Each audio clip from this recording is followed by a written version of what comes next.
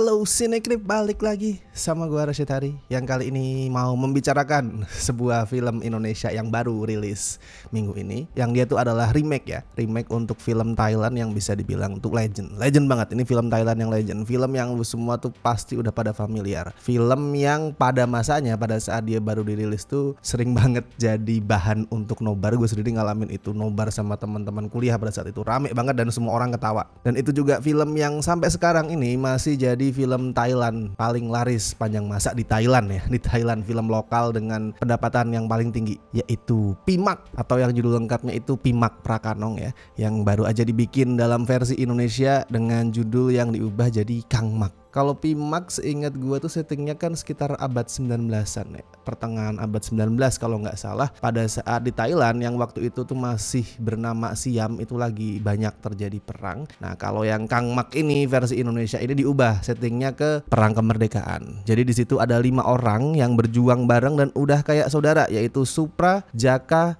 Fajrul, Solah, dan yang terakhir adalah Makmur atau yang biasa dipanggil Kang Mak ya, sama istrinya yang namanya tuh Sari, yang pas si suami itu berangkat perang itu lagi hamil anak pertama mereka. Ya lu semua pasti udah pada apal ya apa yang akan terjadi berikutnya. Makmur tuh balik ke rumah berharap bisa bersatu lagi sama keluarganya tanpa sadar kalau si Sari itu sebenarnya udah mati pada saat ngelahirin anak mereka. Dan nantinya 4 sahabat Makmur tadi itu tahu kalau Sari itu sebenarnya udah mati dan berusaha menyadarkan dia kalau si istri udah jadi setan. Ya kurang lebih sama sih kayak film aslinya ya. Karena Kang Mak ini buat gua termasuk remake yang setia. Karena kan banyak ya di luar sana tuh remake yang ngerasa wah gue harus menemukan jati diri gue sendiri itu, dan akhirnya dia tuh melakukan banyak perubahan dengan radikal yang mungkin terlalu jauh sampai bikin fans film aslinya ngerasa wait ini kok gue kayak nggak kenal ya film ini. Itu sering terjadi sih, walaupun sebenarnya remake itu kan esensinya adalah menyesuaikan dengan zaman atau menyesuaikan dengan negara tempat dia di remake dan segala macam, tapi kadang tuh perubahannya agak terlalu radikal ya, sampai beda banget sama yang asli lah. Sampai bikin gue tuh mikir lah ini ngapain remake, bikin film baru aja sekalian. Tapi di sini enggak, Kang Mak ini adalah remake yang setia dan gue suka sama keputusan itu.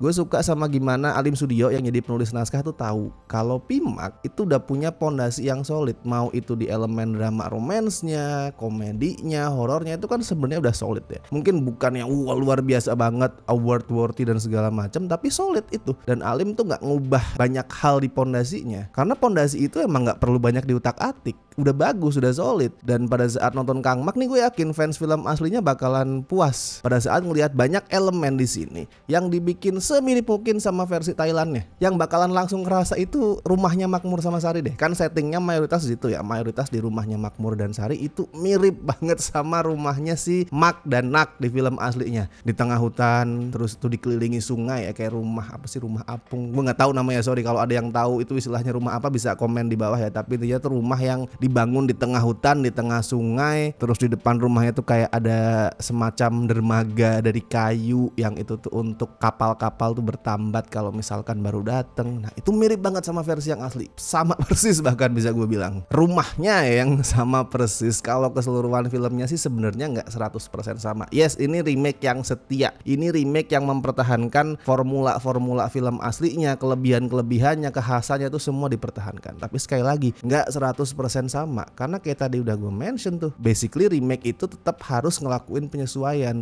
lokasi, penyesuaian zaman dan lain-lain biar remake-nya tuh kerasa lebih relevan, lebih kerasa tuh lebih ada esensinya lah untuk dibuat. Dan di sini modifikasi itu sifatnya adalah melokalkan sih, istilahnya localization dari hal-hal yang sebenarnya Thailand banget di film aslinya. Di sini digeser jadi sesuatu yang sangat Indonesia. Di banyak hal kayak tadi udah gue bilang ya, perang Thailand diubah jadi perang kemerdekaan.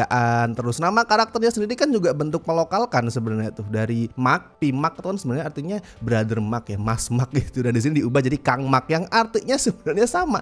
Tapi gue suka banget tuh gimana nama Mak tuh bisa ditranslate jadi Makmur. Simple. Tapi buat gue itu adalah penyesuaian modifikasi yang berhasil. Dan di hal-hal lain juga sama berhasil, karena nggak maksa, semuanya tuh kerasa natural. Termasuk di komedi ya, beberapa style komedinya tuh dimodifikasi biar lebih deket ke style komedi Indonesia. Nah dan kalau ngomongin komedi, buat gue Kang Mak ini lucu. Sesimpel itu.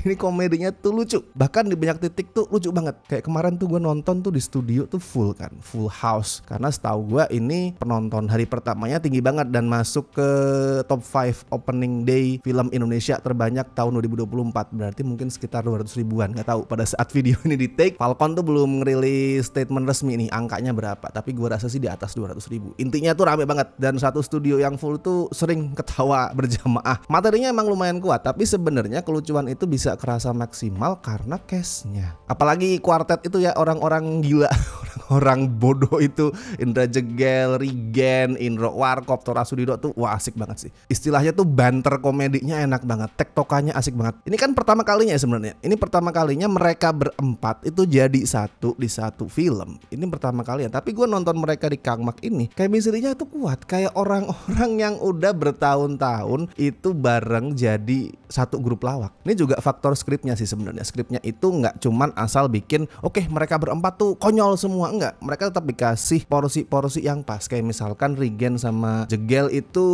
adalah ujung tombaknya. Mereka yang selalu paling konyol, yang paling bodoh, yang paling banyak dikasih materi komedi itu mereka berdua. Nah, si Om Indro tuh kemudian akan jadi sosok yang sering kali pada saat dua orang itu lagi ngelawak itu muncul tuh, ngasih respon, nyelipin celetukan atau nyelipin jokes apapun lah. Nah, Tora nih sebenarnya termasuk yang paling serius di antara mereka berempat. But still dia lucu. I mean come on, this is Tora Sudiro gitu. Tapi dibanding mereka berempat dia cenderung lebih serius lah. Karena emang harus ada tuh sosok-sosok seperti itu. Di saat ada satu kelompok lawak tuh komedi, tetap ada satu yang mesti paling serius dibandingin yang lain. Karena kalau enggak, kalau tolol semua sama rata tuh menjadi nggak lucu. Jadi ini komposisinya pas lah. Dan BTW ada satu hal sih sebenarnya yang mesti gue tekankan di sini. Kangmak ini bukan film yang terlalu memperhatikan akurasi sejarah, akurasi waktu ya, akurasi latar waktu tuh nggak terlalu diperhatiin dan emang sebenarnya nggak perlu gitu. Secara sadar pembuatnya itu nggak berusaha buat terlalu akurat dan buat gue emang nggak perlu. Jadi sebagai penonton lu juga nggak usah terlalu pusing mikir loh ini kok katanya tahun perjuangan tapi diksi-diksi di dialognya kayak modern banget,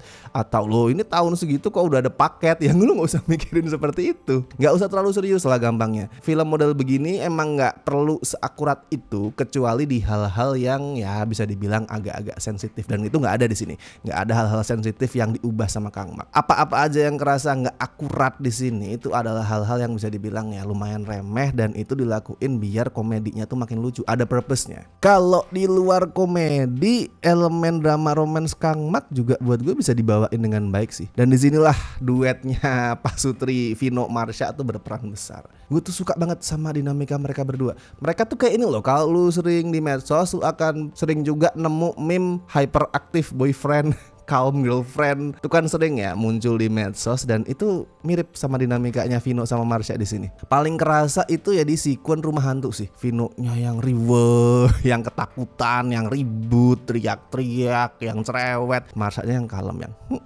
serem ya.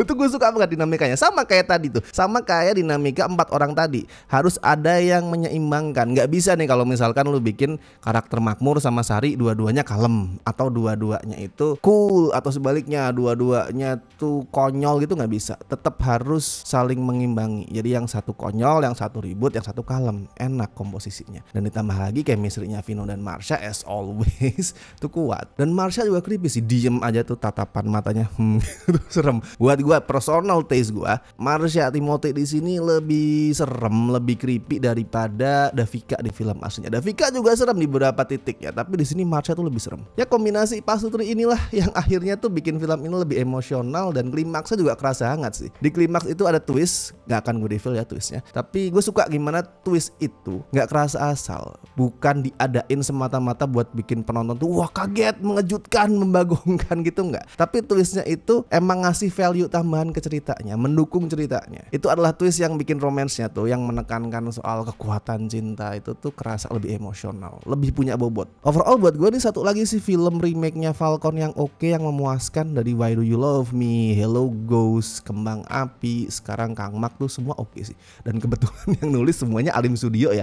Emang gue rasa tuh Alim tuh jagonya nulis remake deh. Dia tuh tahu gitu hal-hal apa aja dari film originalnya itu yang patut dipertahankan, yang mestinya tetap ada. Terus apa aja sih yang harus dimodifikasi biar lebih sesuai sama taste penonton sini, atau yang lebih jauh lagi ya, apa sih kekurangan di film aslinya yang kemudian harus diperbaiki di versi remake ini. Alim tuh paling tahu. Jadi kalau misalkan ada remake terus yang nulis Alim Studio, gue suka. Jadi langsung lah ditonton di bioskop. Ini sekali lagi ya, fans film aslinya bakalan ngerasa familiar dan bakalan ngerasa puas, nggak ngerasa film yang mereka cinta itu dirusak, di otak-atik. Dan orang yang sama sekali asing, belum pernah nonton Pimak somehow itu tetap akan terhibur. Kalau skor buat Kang Mak, ya gue kasih 7,5 dari 10 karena ini sekali lagi sangat-sangat menghibur. Oke, dan kalau misalkan lu punya review lu sendiri, bisa silahkan share di kolom komentar. Bebas lu mau berkomentar, beropini apapun, tuliskan di sana. Dan seperti biasa gue ingetin, jangan lupa like video ini, subscribe Cinecrip, dan buat teman-teman yang pengen ngebantu kami dengan kasih donasi seikhlasnya, as always lu bisa super thanks, Saweria, dan juga join membership sesuai dengan tier yang bisa lu pilih. Dan thank you so much buat teman-teman yang masih setia join tier membership sampai saat ini, terutama mereka-mereka ini ya dari tier BSI dan La Familia. Thank you so much, kalian semua sangat berjasa untuk Cinecrip. Oke, kalau gitu gue Rashid Hari, sampai ketemu di review-review berikutnya.